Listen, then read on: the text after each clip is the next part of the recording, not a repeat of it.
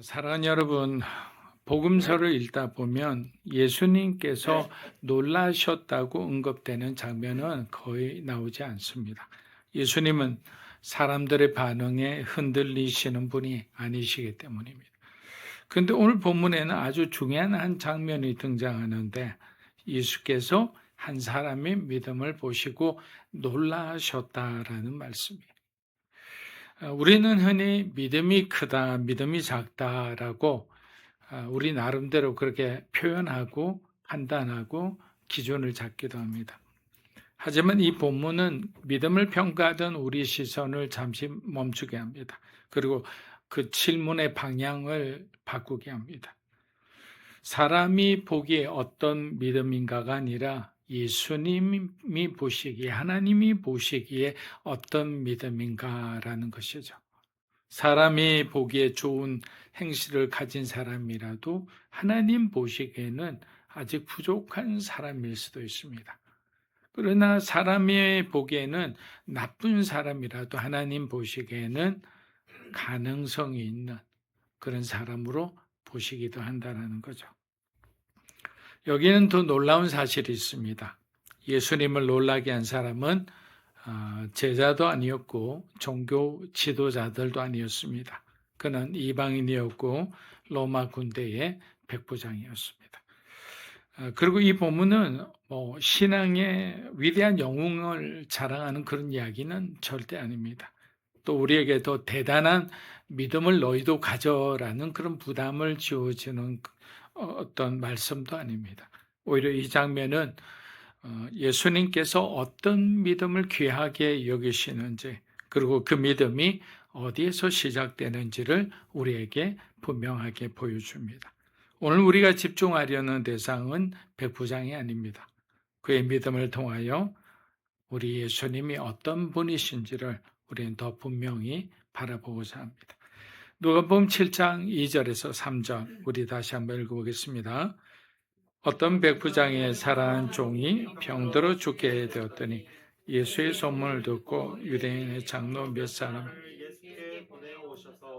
그 종을 구해주시기를 청하시라. 자, 오늘 본문은 이렇게 시작합니다. 어떤 백부장의 사랑하는 종이 병들어 죽게 되었더니, 어떤 상황을 지금 설정했죠. 근데 병든 사람은 백부장이 아니에요. 백부장이 아내도 아니고 가족도 아닙니다. 그를 위해 일하던 종이었어요. 당시 종은 어떤 위치입니까? 귀하게 여겨지는 위치가 아니죠. 아프면 그 종은 언제나 버려질 수 있는, 생명이 가볍게 여겨지던 그런 안 좋은 시대였어요. 그런데 성경은 굳이 이렇게 덧붙입니까? 붙입니다. 뭐라고 합니까? 사랑하는 종이라고 합니다. 종을 사랑했다라는 거예요. 아꼈다라는 거예요. 여러분, 이 한 표현만으로도 우리는 백부장이 어떤 사람인지를 우리가 알 수 있습니다. 그는 권력을 가진 사람이었지만 사람을 수단으로 대하지 않았습니다. 자기 아래 있는 사람의 고통을 외면하지 않았던 겁니다. 그리고 종이 죽게 되었을 때 그는 가만히 있지 않았습니다. 성경은 이어서 말합니다. 예수의 소문을 듣고 유대인의 장로 몇 사람을 예수께 보내어 오셔서 그 종을 구해 주시기를 청한지라. 여러분, 백부장은 이스라엘 사람이 아니라 로마 군대의 장교라 했습니다. 이방인이었고 점령군에 속한 사람이었습니다. 이스라엘 사람들과 늘 거리감이 있고 서로 긴장감을 가질 수밖에 없는 그런 사람이죠. 그런데 유대인의 장로들이 그를 위해 바삐 움직이기 시작합니다. 놀랍지 않습니까? 여러분, 이 장면은 한 가지를 보여줍니다. 백부장은 사람들과의 관계를 그동안 힘으로 맺어온 사람이 아니라는 것. 명령으로 다루지 않았고 권위로 눌러 문제를 해결하지 않았어요. 그랬다면 유대 사람들은 백부장의 종이 죽든 말든 상관하지 않았을 거예요. 그래서 사람들이 그를 위해 자발적으로 나섰던 겁니다. 또 한 가지 중요한 장면이 있습니다. 그는 직접 예수님께 가지 않았습니다. 자기 신분을 앞세우지도 않았습니다. 백부장 정도면 대단한 권력을 가지고 있죠. 그런데 예수님이면 그 당시 평범한 한 목수의 아들이죠. 뭐 예수님이 하나님의 아들이다라는 것이 잘 알려지지 않았을 때니까요.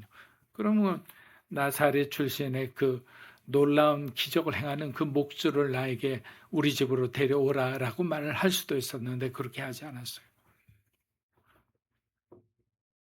대신 사람을 보내어 간청합니다. 백부장은 자기의 권위로 해결할 수 없는 문제가 있다는 것을 알고 있었고 그 문제 앞에서는 예수님께 겸손히 도움을 구해야 한다는 것을 알고 있었던 것입니다. 그래서 소문을 들었을 때 주저하지 않고 예수님을 수소문했던 겁니다. 사랑하는 여러분, 이야기가 우리의 마음을 울리는 이유는 여기에 있습니다. 예수님을 놀라게 한 믿음은 갑자기 만들어진 어떤 감정적인 믿음이 아니라 사람을 귀히 여기고 자기의 한계를 인정하고 예수님께 도움을 구할 줄 아는 겸손한 삶 속에서 형성된 예수님을 향한 신뢰였다라는 거예요. 하루아침에 그냥 뜨겁게 집회에서 하나님을 만나 은혜 가운데 막 열정으로 충만한 그런 믿음이 아니라 오랫동안 삶 속에서 만들어진 하나님을 향한 신뢰였다라는 거예요. 우리는 종종 기도의 양이 믿음의 크기를 결정한다고 생각합니다. 그러나 믿음의 깊이는 뭡니까? 하나님 앞에서 낮아질 줄 아는 마음이죠. 그리고 하나님을 향해 흘러가는 바로 사랑 속에서 믿음은 자라나는 거예요. 참된 믿음은 그래서 우리 이웃을 사랑하게 만들고 그 사랑이 우리를 예수님께로 더 가까이 다가가게 하는 거예요. 왜? 예수님이 우리에게 주신 새 계명 속에 모든 말씀이 다 들어있기 때문에 예수님이 우리에게 주신 새 계명은 네 이웃을 내 몸과 같이 사랑하라라는 거예요. 자, 누가복음 7장 4절에서 5절입니다. 우리 한 절씩 읽어보겠습니다. 이에 그들이 예수께 나와 간절히 구하여 이르되 이 일을 하시는 것이 그가 우리 민족을 사랑하고 또한 자, 누가복음은 여기서 유대인의 장로들이 예수님 앞에 서서 백부장에 대해 무엇을 말했는지를 기록합니다. 그들은 이렇게 말합니다. 이 일을 하시는 것이 백부장에게는 합당합니다라고 이야기합니다. 예수님이 와서 그의 종을 고쳐주는 것이 합당한 일이라고 그렇게 예수님을 설득하고 있습니다. 여러분, 이것은 적극적으로 나온 그들의 평가가 아니었어요. 유대인의 장로들은 감정에 따라 사람을 판단하는 위치에 서 있는 사람들이 아니었습니다. 왜냐하면 공동체를 대표하여 말하는 사람들은 그들의 말에 반드시 책임을 져야 했기 때문입니다. 그런데 로마군 장교에 대해서 합당하다고 증언하고 있는 거예요. 그 표현 속에는 오랜 시간 지켜본 그의 삶에 대한 그들의 판단이 담겨 있는 거예요. 그들은 이유를 덧붙입니다. 뭐라고 합니까? 그가 우리 민족을 사랑했고 우리를 위해 회당을 지었습니다. 여기서 이 장면은 우리가 오해해서는 안 됩니다. 선행이 구원을 만든 게 아니에요. 회당을 세운 행동에 예수님께 나아갈 자격을 준 것도 아닙니다. 그러나 우리가 알아야 할 분명한 사실이 하나 있습니다. 믿음과 삶은 분리되어 존재하지 않는다라는 거예요. 훌륭한 신앙을 가진 사람의 삶은 훌륭한 삶의 모습들이 반드시 열매가 따라온다라는 거예요. 우리가 이해하듯이 성령 충만한 사람에게는 성령의 열매가 반드시 뒤따라온다라는 거예요. 만약에 오지 않는다면 우리의 믿음에 물음표를 가져야 한다는 거예요. 그래서 예수님을 향한 신뢰는 사람을 대하는 삶의 모습 속에서 드러난다라고 할 수 있는 겁니다. 자, 요한일서 4장 20절 우리 한번 읽어보겠습니다. 하나님을 사랑한다 하면서 형제를 보는 바 그 형제를 사랑하지 아니한 자는 보지 못하는 바 하나님을 사랑할 수 없느니라. 복음이 삶에 스며들면 하나님 앞에서 우리는 자연스럽게 겸손해집니다. 또 사람을 향해서 넉넉해지는 우리의 모습을 발견합니다. 백부장의 삶에는 이미 그러한 흔적이 있었습니다. 그래서 장로들이 자기 일처럼 말할 수 있었던 거예요. 평소 그들이 그들을 얼마나 배려하고 그들이 할 수 있는 어떤 기회를 제공하고 또 그들이 그토록 원했던 회당을 지어주는 그 모든 일에 마음을 쓸 수 있었던 것은 이미 백부장의 마음 가운데는 그런 어떤 하나님에 대한 신뢰가 싹트고 있었기 때문이죠. 백부장은 자신을 드러내지 않았지만 바로 살아온 삶이 이미 그를 증언하고 있었던 겁니다. 예전에 그 동경에 도쿄에 있는 온누리 교회가 이제 이전을 하는 문제가 있었어요. 그래서 그 이전에 그 주변에서 가장 또 일본 전체에서 존경받는 130년 된 요도바시 교회의 담임 목사님인 미네노 다츠히로 목사님이 계셨어요. 그래서 나중에 보니까 이제 그 미네노 다츠히로 목사님의 지교회가 있는데 그 지교회가 한국인 예배가 있는 곳이었어요. 근데 이상한 곳이 바로 거기에서 한 100m도 안 되는 그 곳이었죠. 그래서 막 문제가 생기고 그쪽에 있는 교회에서 미네노 목사님한테 항의를 하고 또 미네노 목사님은 온누리 교회 일본 사역에 또 이 가장 중요한 역할을 하시는 분이고 그래서 저도 중간에 이제 되게 어려워서 뭐 이쪽 저쪽 왔다 갔다 했는데 나중에는 미네노 목사님이 그 담임 목사님을 부르시더라고요. 그러더니 딱 한 말씀 하더라고요. 목사님, 이왕 이렇게 된 거 어쩔 수 없는데 이 교회가 주변에 간증이 되는 교회가 되면 좋겠습니다. 라는 한마디를 하시더라고요. 어려운 본인의 지교회는 달래주고 그래서 이 교회가 간증이 되는 교회가 되라. 어떤 너무 이렇게 주변에 어려움을 주지 않고 저는 그 말씀을 하는데 너무 마음에 감동이 됐어요. 그러면서 그 생각을 한 거죠. 아, 우리의 삶은 우리 주변의 사람의 내 삶이 하나님 앞에 간증이 되는 삶을 살아야 되겠구나. 그 간증이라는 것은 내 삶을 통해서 하나님이 느껴지게 하고 내 삶을 통해 하나님이 보여지게 하고 또 내 삶을 통해서 그들의 마음 가운데 주님을 품게 된다면 얼마나 좋은 일입니까? 어려운 상황인데도 사랑으로 품는 것은 더 큰 위대한 그런 신앙이라 생각합니다. 그렇게 이렇게 우리의 삶에 복음은 우리를 넉넉하게 해주는 것 같아요. 다투지 않게 해주는 것 같아요. 그렇습니다. 참된 믿음은 자신을 과시하지 않습니다. 그러나 반드시 좋은 열매를 남기죠. 이것은 백부장을 높이려는 말이 아니라 예수님 앞에 서기 이전부터 그 믿음의 흔적이 사람들 가운데 드러나고 나타나고 열매 맺고 있었다라는 말이죠. 우리가 들여내려 애쓰지 않아도 삶이 대신 말하는 그런 믿음이 되시기를 축복합니다. 자, 누가복음 10장 6절에서 8절 우리 하겠습니다. 예수께서 함께 가실새 백부장이 것들을 보내어 이르되 주여 수고하지 마옵소서 내 집에 들어오심을 나는 감당하지 못하겠나이다. 그러므로 내가 주께 나아가기도 감당하지 못할 줄을 알았나이다. 말씀만 하사 내 하인을 낫게 하소서. 나도 남의 수하에 든 사람이요 내 아래에도 병사가 있으니 이더러 가라 하면 가고 저더러 오라 하면 내 정도로 이것을 하라 하면 자, 6절은 예수님께서 백부장의 집으로 향하시던 중 백부장이 다시 사람을 보내어 전한 말입니다. 주여 수고하지 마소서. 내 집에 들어오심을 나는 감당하지 못하겠나이다. 예전에는 이 말씀이 겸손한 말씀이다라는 것만 생각했는데 좀 더 다른 의미가 있어요. 앞에서 유대인의 장로들은 백부장이 도움을 받을 만한 사람이라 했습니다. 합당하다라는 평가했죠. 그러나 백부장의 고백은 전혀 다릅니다.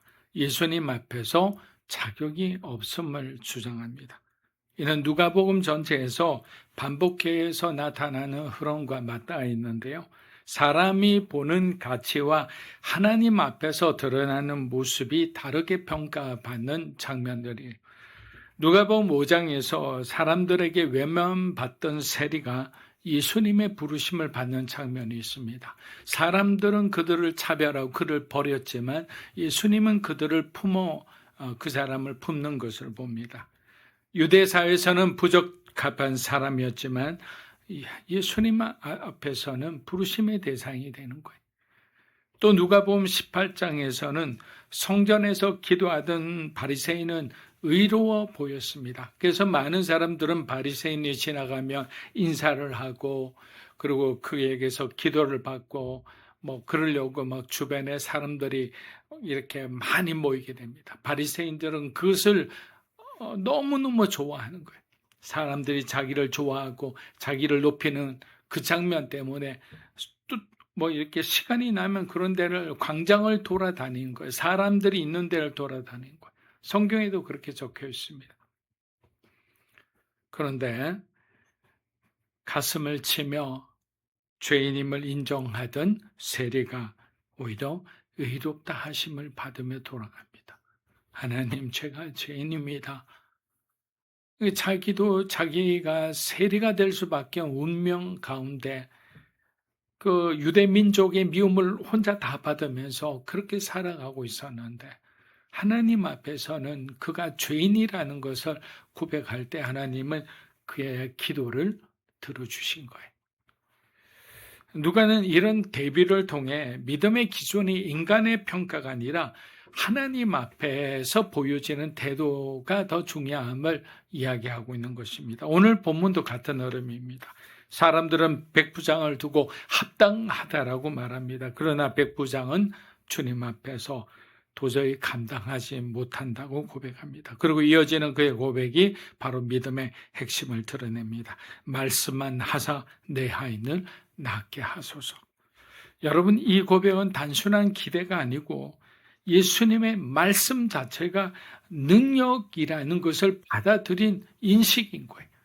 자, 성경 전체에서 하나님의 말씀은 그냥 전달되는 정보가 아니라 실제적인 능력과 기적을 행하는 권위로 나타납니다. 창조가 말씀으로 이루어졌고 구원의 역사도 말씀을 통해 진행되었습니다. 백부장은 그 권위가 예수님 안에 있음을 이해했던 거예요. 그리고 자신의 경험을 통해 자신도 권위자이니까 통해 그 믿음을 주님께 설명합니다. 권위 아래에 있는 사람으로서 또 권위를 행사하는 사람으로서 명령이 어떻게 되느냐? 시간과 공간에 제한받지 않는다는 사실을 알고 있었어요. 그렇지 않습니까? 위에 있는 사장이 부하 직원들에게 이야기한 거예요. 어떻게 해서 이거를 어느 때까지 작업을 완수해라 이러면 여기 있는 본사에 있는 회사가 아니라 지사에 있는 사람 모든 데 동시에 전파됩니다. 그리고 그 사람들은 그 자리에서 일을 하고 나중에 결과물은 본사에서 보여지게 되는 거예요. 시간과 공간을 초월하는 게 뭐냐? 권위라는 거예요. 사랑하는 여러분, 믿음은 결과가 보장될 때 생기는 확신이 아니라 예수님이 어떤 분이신지를 알고 그분의 말씀에 우리 자신을 맡길 때 기적이 일어나는 거예요. 삶 속에서 응답이 더디게 보일 때가 있습니다. 상황이 쉽게 변하지 않을 때도 있죠.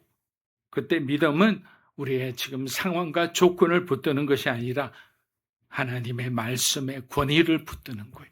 바로 이 백부장이 말씀의 권위를 붙들고 말했어, 고백했을 때 어떻게 됩니까? 예수님은 그의 하인을 고쳐주신 거예요. 오지도 않으셨는데 고쳐주신 거예요. 백부장의 믿음은 기적을 요구하는 믿음이 아니라 예수님의 권위를 신뢰하는 믿음이었어요. 그리고 바로 그 지점에서 예수님은 놀라셨던 거예요. 어떻게 이렇게 하나님의 권위를 이해하고 그 권위의 역사를 믿음으로 받아들인 사람이 있나라는 것이 예수님의 놀라움의 탄성의 바로 그 중심이었던 거예요. 누가복음 10장 9절에서 10절 마지막 9절 한번 읽어보겠습니다. 예수께서 들으시고 그를 놀랍게 여겨 돌이키사 다른 무리에게 이르시되 내가 너에게 이르노니 이스라엘 중에서 또 이만한 믿음은 만나보지 못하였노라 하시더라. 보내었던 사람들이 집으로 돌아가더니 총이 이미 나와 있더라. 드라마틱한 장면이죠.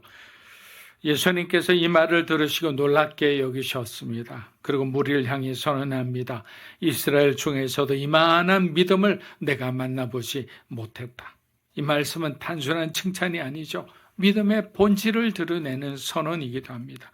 이스라엘은 율법을 알고 있었습니다. 안식일을 지켰고 성전에 올라가 예배했습니다. 그들은 기도했고 금식했고 하나님에 대해서 얼마든지 토론할 수 있는 지식도 가지고 있었어요. 그러나 예수님께서 보신 것은 지식이 아니었어요. 백부장은 이들보다 훨씬 못한 지식을 가지고 있어요. 예수님의 12제자 이름도 모르고 평생 신앙생활하는 시골에 계신 우리 권사님, 장로님 다 계세요.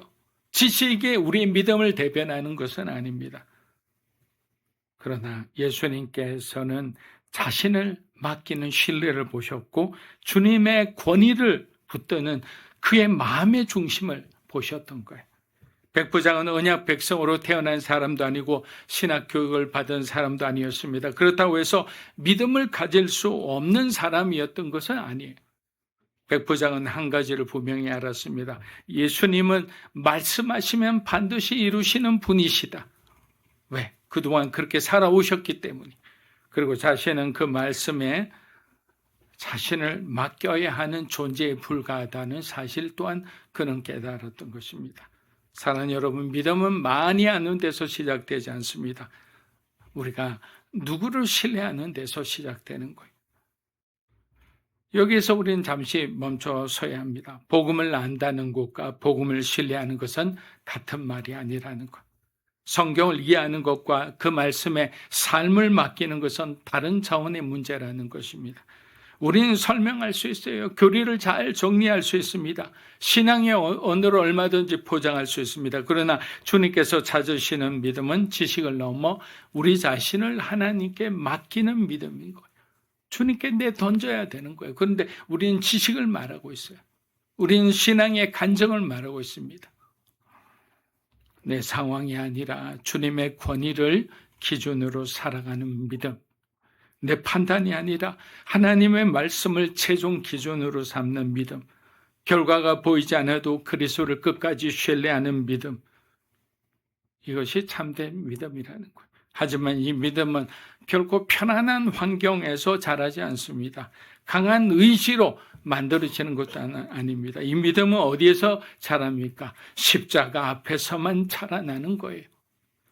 우리가 아무 자격도 없을 때 그리스도께서 우리를 위해 죽으셨다는 사실, 구원이 우리의 공로가 아니라 전적인 하나님의 은혜로 주어졌다는 사실을 붙들 때 비로소 우리는 우리 자신을 내어 맡길 수 있는 거예요. 왜? 우리가 죄인이라는 사실을 너무나 절실히 깨닫기 때문이죠. 사랑하는 여러분, 복음은 너희가 강한 사람이 되라고 요구하지 않습니다.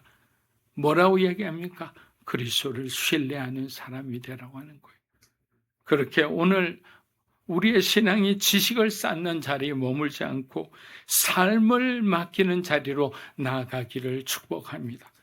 말씀하시면 순종하고 부르시면 따르고 보이지 않아도 신뢰하는 믿음, 그 믿음으로 살아가는 교회, 그 믿음으로 살아가는 사랑하는 여러분이 되시기를 축복합니다.